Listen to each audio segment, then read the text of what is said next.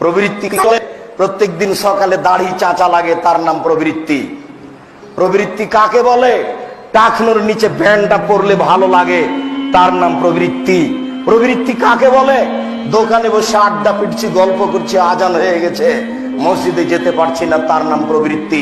প্রবৃত্তি কাকে বলে? ফ্যাশন বোরকা পরে ঘুরতে ভালো লাগে, তার নাম প্রবৃত্তি।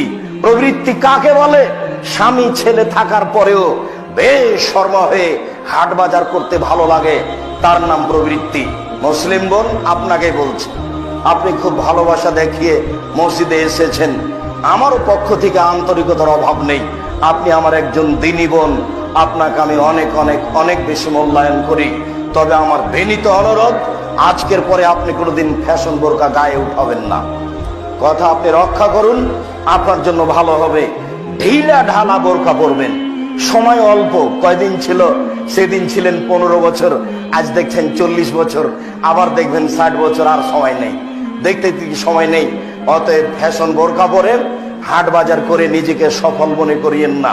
হাট বাজার করার জন্য স্বামী আছে, ছেলে আছে, দেবর ভাসুর আছে, ওদের উপরেই ছেড়ে দেন, যা করছে করুক, যা হবে সেটাই খুশি, যা করবে সেটাই খুশি।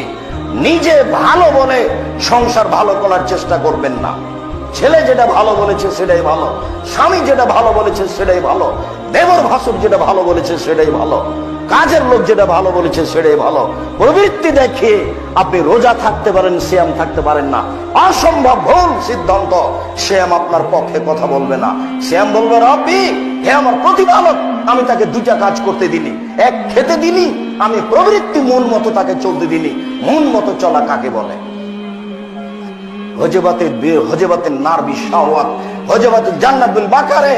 বুখারী, মুসলিম, আবু দাউদ, নাসাঈ, তিরমিজি, ইবনে মাজাহ, পৃথিবীর সব গ্রন্থে আছে।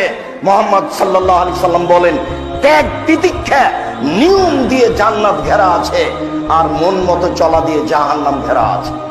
মন মতো চলে যারা, জাহান্নামে যাবে তারা। প্রবৃত্তি অনুযায়ী চলে যারা, জাহান্নামে যাবে তারা। মনের ইচ্ছা দ্বারা জাহান্নাম ঘেরা আছে, নিয়ম নীতি দ্বারা জান্নাত ঘেরা আছে। এ কথা মুহাম্মদ সাল্লাল্লাহু আলাইহি সাল্লাম বলেন।